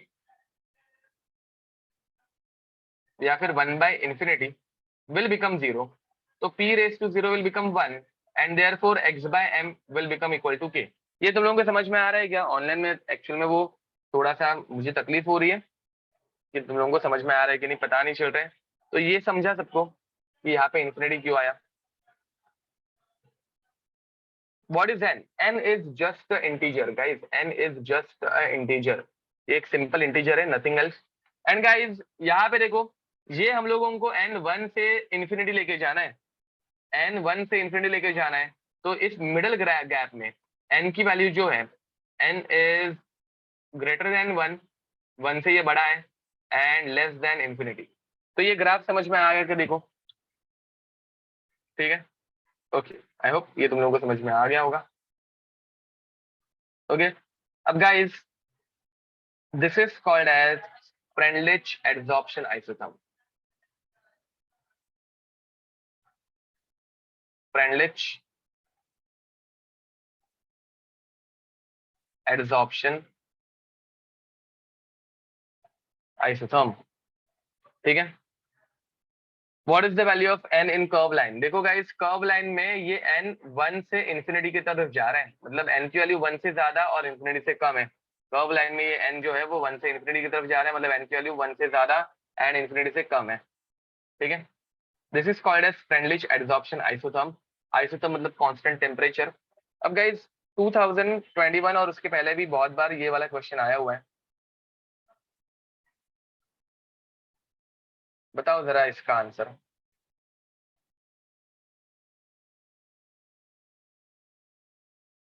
x by m टेम्परेचर, दिस इज आवर ग्राफ,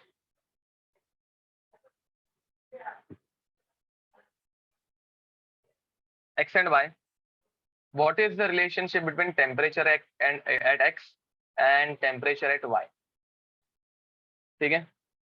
तो मुझे बताओ what is the relationship between temperature at x and temperature at y, जल्दी बताओ। What is the relationship between temperature at x and temperature at y? Yes दिया, correct answer है, very nice. तो guys पहले तुम लोग मुझे बताओ ज्यादा एड्सॉर्प्शन कहाँ पे हो रहा है, पहली बात मुझे बताओ ज्यादा एड्सॉर्प्शन, आदित्य करेक्ट आंसर है, ज्यादा एड्सॉर्प्शन कहाँ पे हो रहा है?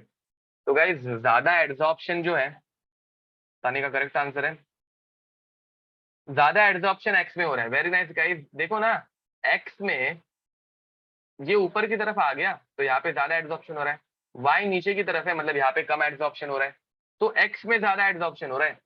एंड ज्यादा एड्सॉर्प्शन हाई टेम्परेचर पे या लो टेम्परेचर पे? गाइस ज्यादा एड्सॉर्प्शन हाई टेम्परेचर पे होता है, लो टेम्परेचर पे? तो कुछ देर पहले तुम लोगों ने ड्यूड्रॉप्स के लिए मुझे बताया था कि लो टेम्परेचर पे ज्यादा ड्यूड्रॉप फॉर्म होता है बिकॉज एड्सॉर्प्शन ज्यादा होता है। तो गाइस लो टेम्परेचर पे ज्यादा एड्सॉर्प्शन होता है एंड हाई टेम्परेचर पे कम एड्सॉर्प्शन होता है। एंड ये जेई 2021 में क्वेश्चन आया हुआ था,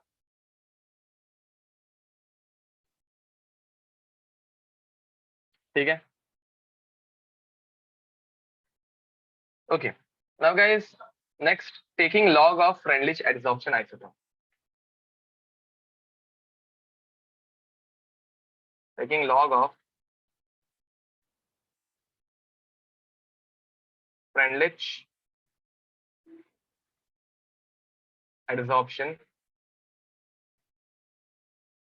आइसोटोप, ठीक है। तो गाइस अगर मैं फ्रेंडली जो एड्सॉर्प्शन आए तो हमका लॉग ले लूं,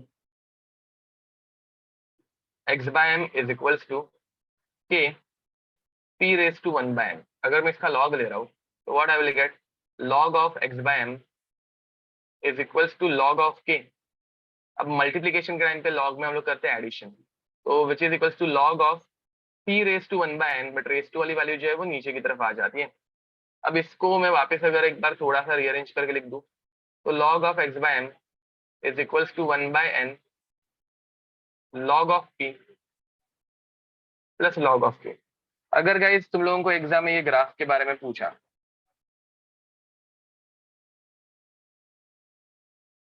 कि इस इक्वेशन का ग्राफ कैसे आता है, हाँ बाय द वे ओम ओम तुमरे सेंड मी योर नोट्स, अगर आपने नोट्स अच्छे से लिखे हैं, लिखे हैं क्या नोट्स अच्छे से इस चैप्टर के, सो दैट मैं सर ने जो पढ़ाया है पहले से तुम लोगों के नोट्स मैच करके पढ़ा पाऊँ।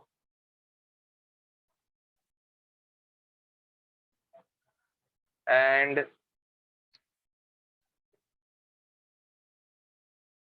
हाँ Shreyas, yes you can send it, चलेगा, आप सेंड कर देना, थैंक यू। ओके तो गाइज यहाँ पे देखो, this is y is equals to, ये x एक्सिस पे प्लॉट करना है तो ये इसका स्लोप हो गया mx, एंड ये हो गया हम लोगों का c।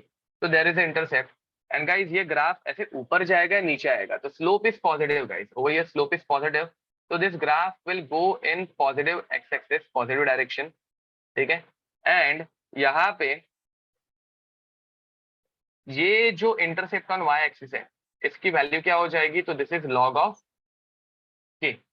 एंड गाइज यहाँ पे स्लोप की वैल्यू क्या हो जाएगी, स्लोप विल बिकम 1/n, ठीक है। तो चलो complete this fast, this is the most important part of this chapter, ठीक है।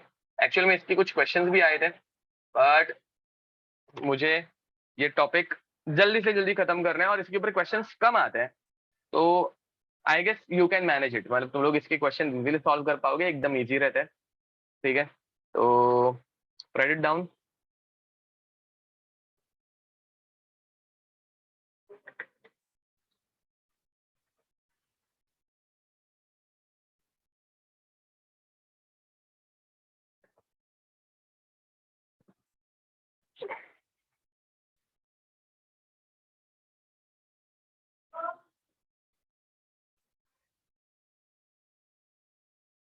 यस गाइस, तो शुड वी मूव अहेड। इसके ऊपर थियरी बेस्ड क्वेश्चंस ही बहुत ज्यादा आते हैं, एंड कोलॉइड्स के अंदर से तो बहुत सारे क्वेश्चंस आते हैं। ओके लिखना बाकी है, लिख दो, complete this first.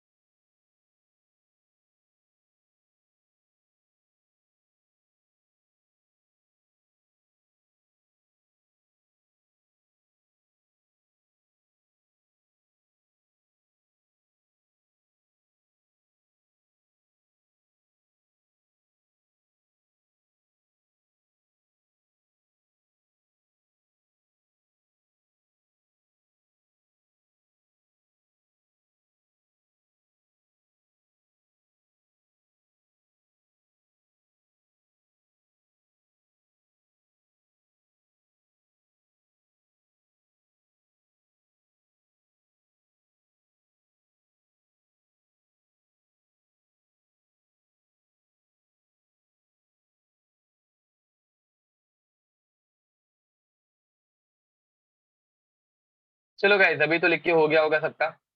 Bye the way again it is a request, तुम लोगों को इस चैप्टर के लिए बहुत अच्छे से एनसीईआरटी रीड करनी है, भूलना मत, ठीक है, बिकॉज थियरी बेस्ड टॉपिक है, तो जितना तुम लोग एनसीईआरटी रीड करोगे अच्छे से उतना तुम लोगों को हेल्प होगी एग्जाम में, ठीक है।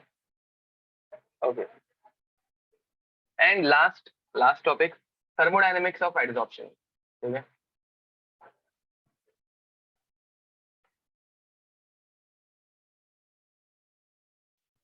Thermodynamical parameter. अब गाइस मुझे बताओ एडसॉर्प्शन में डेल्टा एच की वैल्यू क्या रहती है, एडसॉर्प्शन में डेल्टा एच की वैल्यू पॉजिटिव या नेगेटिव, पढ़ाया ना आज, एड्सॉर्प्शन में डेल्टा एच की वैल्यू होती है नेगेटिव। अब मुझे बताओ एंट्रोपी की वैल्यू क्या रहती है? एड्सॉर्प्शन में एंट्रोपी विल इंक्रीज और it will decrease. What do you think? Entropy will increase और इट विल डिक्रीज? जल्दी बताओ एंट्रोपी। हाँ एंट्रोपी गाइस यहाँ पे नेगेटिव हो जाती है। क्या बातें कर रहे हो तुम लोग पॉजिटिव वाली? गाइस गैस वहां पे आके स्टेबलाइज हो रही है या फिर चिपक रही है, उसका रैंडमनेस कम हो रहा है। रैंडमनेस कम होना मतलब एंट्रोपी इज नेगेटिव। मेटल के ऊपर आके गैस चिपक जा रही है ना, तो randomness is decreasing, entropy is negative. And we want to discuss its delta G. Delta G का फॉर्मूला रहता है delta H minus T delta S. ठीक है। अब गाइस डेल्टा एच अगर नेगेटिव हो गया एंड डेल्टा एस भी नेगेटिव हो गया, देखो ये नेगेटिव और ये नेगेटिव, तो डेल्टा जी हम लोगों को पॉजिटिव चाहिए या नेगेटिव गाइस? डेल्टा जी अगर नेगेटिव होगा तो एड्सॉर्प्शन स्पॉन्टेनियस है। डेल्टा जी अगर पॉजिटिव होगा तो नॉन स्पॉन्टेनियस हो जाएगा। एंड डेल्टा जी अगर जीरो हो गया तो it will reach at equilibrium. Just a minute guys. अगर डेल्टा जी जीरो हो गया then it will reach at a equilibrium. Then it will reach at a equilibrium. तो मैंने तुम लोगों को थर्मोडायनेमिक्स के टाइम पे ये एक शॉर्टकट बताया था कि अगर ये दोनों नेगेटिव और ये दोनों नेगेटिव, ये दोनों अगर नेगेटिव रहेंगे तो टेम्परेचर भी नेगेटिव होना चाहिए। टेम्परेचर नेगेटिव मतलब क्या? तो low temperature. At low temperature delta G will become negative. At low temperature delta G will become negative and adsorption will become spontaneous. ये थोड़ा सा थर्मोडायनेमिक्स वाला जो पार्ट है वो तुम लोग खुद से एक बार चाहिए तो रिवाइज कर लेना। But it is, I think it is very easy. ठीक है, दोनों नेगेटिव तो टेम्परेचर भी नेगेटिव होना चाहिए, मतलब लो टेम्परेचर होना चाहिए so that it will become spontaneous. ठीक है, ओके। तो चलो जल्दी लिख दो ये, complete this and guys with this adsorption is over and now will start with catalysis. ठीक है, adsorption is over and now will start with catalysis.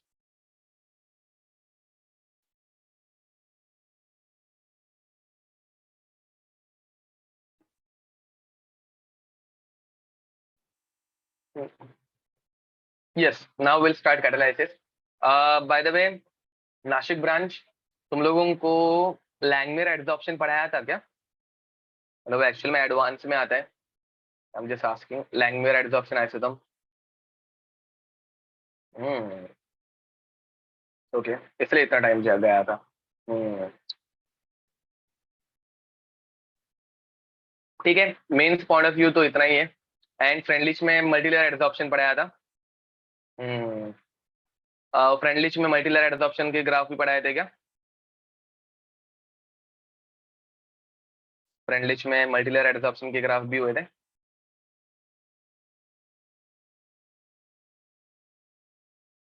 Okay, good, ठीक है।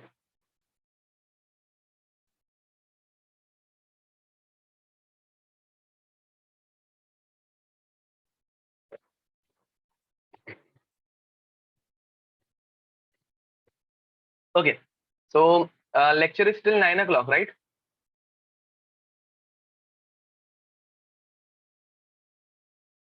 Okay, so now we'll start with catalysis.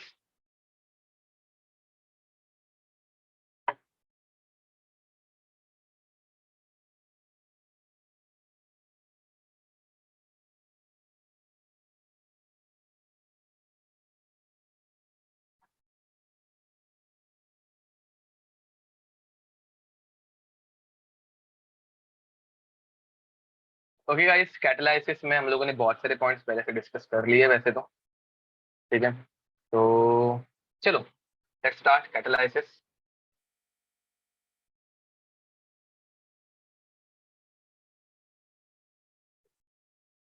अब guys catalysis में सबसे पहले catalyst की definition लिख देते हैं।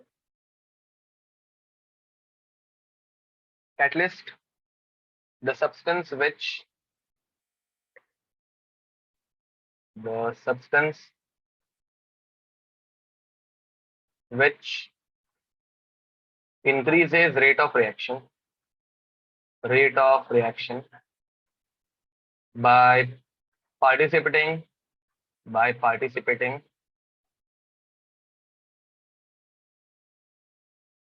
in the reaction, but which regenerates but which regenerates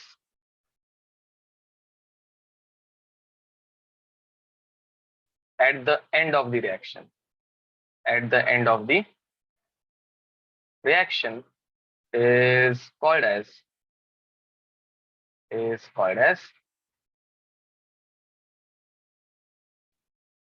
catalyst. ठीक है, उसे हम लोग बोलते हैं कैटलिस्ट. ओके, नाउ गाइस, इसके हम लोगों ने बहुत बार बहुत सारे एग्जांपल पहले से पढ़ लिए हैं.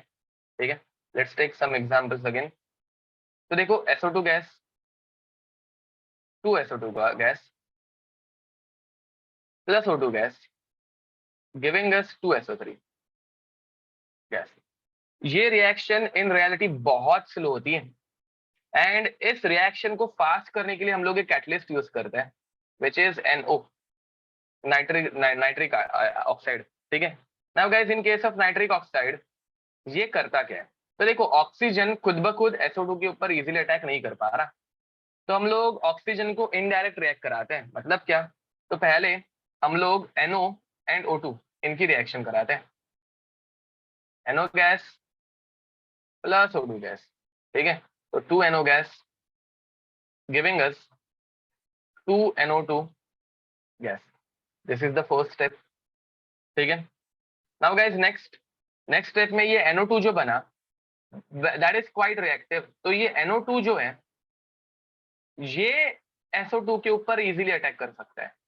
मैं क्या बोल रहा हूँ, समझ में आ रहा है? तो ऑक्सीजन SO2 को डोनेट करने का या फिर प्रोवाइड करने का काम NO2 करता है. ऑक्सीजन डायरेक्ट SO2 के ऊपर अटैक नहीं कर पाता, इसलिए NO2 अपना ऑक्सीजन SO2 को देता है, and it forms 2SO3 plus 2NO. तो गैस, कैटलिस्ट जो है वो रिएक्शन में पार्टिसिपेट करता है, एंड रिएक्शन के एंड में वापस रीजनरेट हो जाता है. तो इसके ऊपर कभी कभार बहुत फालतू और बहुत इजी क्वेश्चन आते हैं, that which one is acting as a catalyst, which one is acting as a catalyst. तो कैटलिस्ट कौन है यहाँ पे? तो NO is acting as a catalyst. Similarly they might also ask which one is acting as a intermediate. बताओ, which one is acting as a intermediate. हाँ, very nice, correct बोल रहे हो. तो NO2 is acting as a intermediate. ठीक है, तो guys, ये कुछ कैटलिस्ट के पॉइंट्स हैं विच यू शुड नो.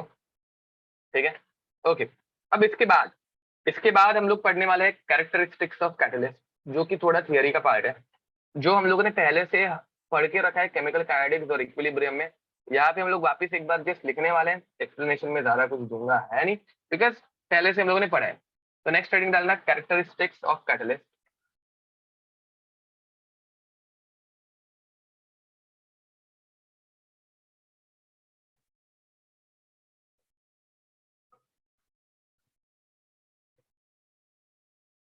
तो कैरेक्टरिस्टिक्स में point number 1, catalyst is required in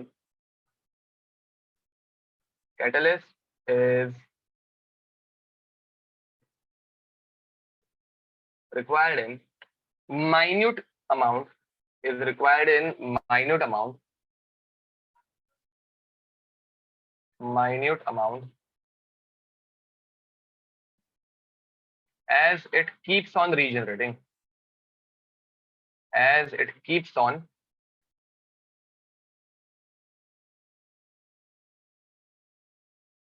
regenerating. ठीक है, पॉइंट नंबर 2. तो this is the first point, catalyst is required in minute amount as it keeps on regenerating. ये बार बार बनते रहता है. ठीक है, catalyst, point number 2, catalyst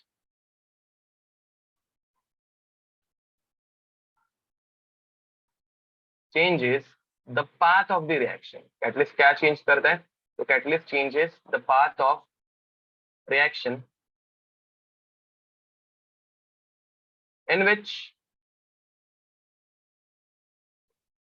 activation energy decreases and hence reaction becomes faster. ठीक है. पॉइंट नंबर 3 गाइज, ये सब पॉइंट्स हम लोगों ने पहले से लिख के रखे हैं, पता है ना तुम लोगों को. ये सारे पॉइंट्स जो है वो हम लोगों ने केमिकल काइनेटिक्स में लिखे थे. Point number 3, catalyst does not affect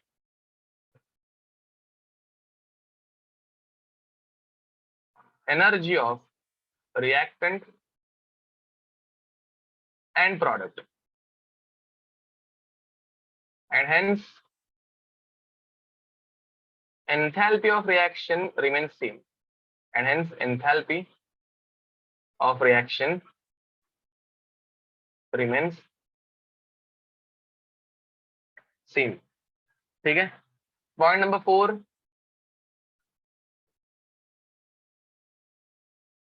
catalyst increases rate of both forward and backward reaction equally, and hence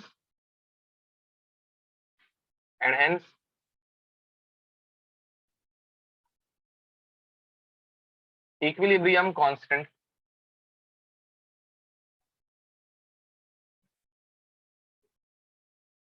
remains same. Guys ये सारे पॉइंट्स हम लोगों ने पहले पढ़े हैं, एम आई राइट. ठीक है. Point number 5, catalyst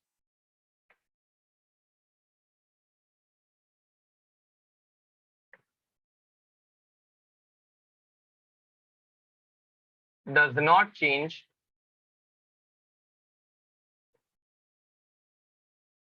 equilibrium position. वो इक्विलिब्रियम की पोजीशन को चेंज नहीं करता, याद है, ये हम लोगों ने काइनेटिक्स में डे 1 पे पढ़ा था. इट ओनली चेंजेस या फिर इट ओनली डिक्रीजेस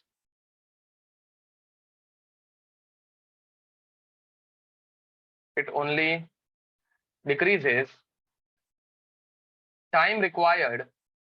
फास्ट हो जाएगा रिएक्शन, तो it only decreases time required to reach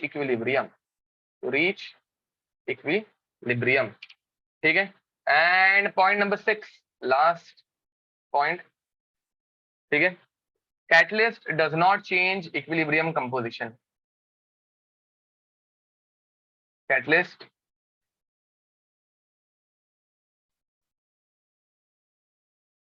does not change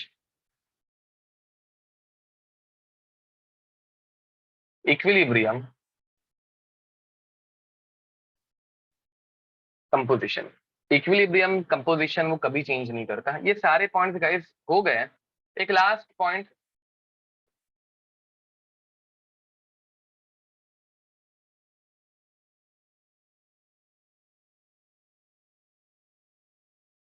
catalyst do not initiate a reaction although some exceptions are there.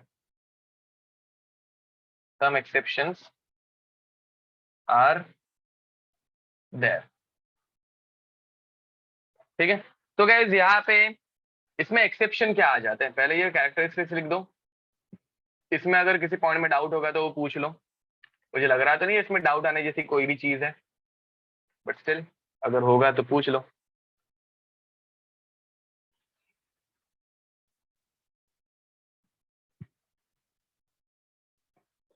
Guys this whole chapter is theoretical. ठीक है. And अगर इसमें से question आ गया तो क्वेश्चन इज रियली इजी. ठीक है. Questions are very easy. ठीक है. तो hopefully you can manage it. Homework मिलेगा तो तुम लोगों को आइडिया आ जाएगी क्वेश्चन कितने इजी लेवल के आते हैं. ठीक है. इसका होमवर्क तुम लोगों को आज ही असाइन हो जाएगा, don't worry.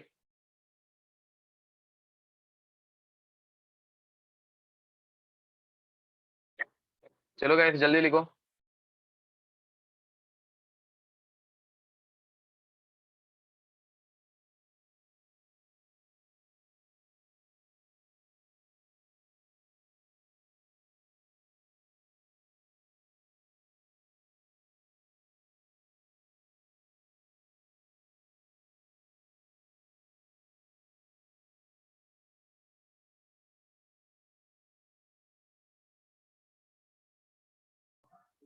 Hello guys, actually,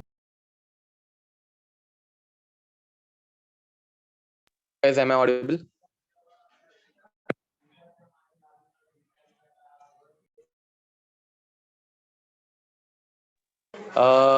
Actually मेरे यहाँ पे ब्लैक है, I don't know how. Usually होता तो है नहीं मुंबई में blackout, but suddenly blackout हो गया है. So I don't know when the electricity will come back. I think we'll have to stop today. So sorry for the sudden interruption, but Wi-Fi काम नहीं कर रहे हैं and अंदर ही में मतलब मैं lecture ले ही नहीं पाऊंगा. It's very hot over here right now. So for it, but we'll continue in next lecture. ठीक है? Okay. Okay guys. Bye bye. इसी पॉइंट से हम लोग नेक्स्ट लेक्चर में कंटिन्यू करेंगे.